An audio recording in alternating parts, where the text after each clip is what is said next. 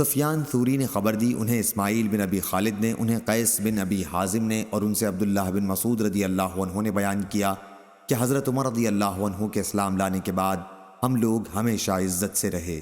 صحیح بخاری حدیث نمبر 3863۔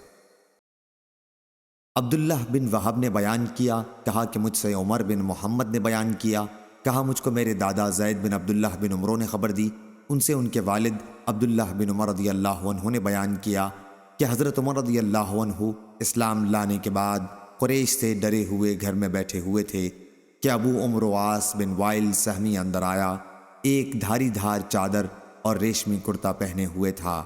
وہ قبیلہ بنو سہم سے تھا جو زمانہ جاہلیت میں ہمارے حلیف تھے۔ عاص نے حضرت عمر رضی اللہ عنہ سے کہا، کیا بات ہے؟ عمر رضی اللہ عنہ نے کہا کہ تمہاری قوم بنو سہم والے کہتے ہیں اگر میں مسلمان ہوا تو وہ مجھ کو مار ڈالیں گے۔ عاص نے کہا تمہیں کوئی نقصان نہیں پہنچا سکتا۔ جب عاص نے یہ کلمہ کہہ دیا تو عمر رضی اللہ عنہ نے کہا کہ پھر میں بھی اپنے کو امان میں سمجھتا ہوں۔ اس کے بعد عاص باہر نکلا تو دیکھا کہ میدان لوگوں سے بھر گیا ہے۔ عاص نے پوچھا کدھر کا رخ ہے؟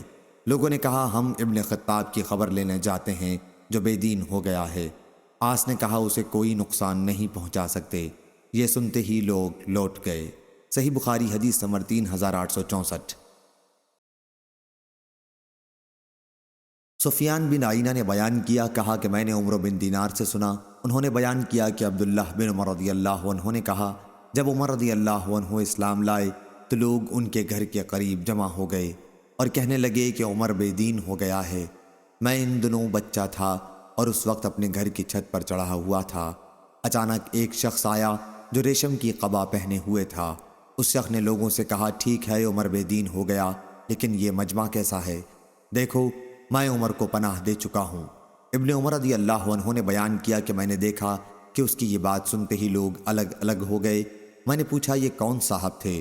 عمر رضی اللہ عنہ نے کہا کہ یہ عاص بن وائل رضی اللہ عنہ ہیں۔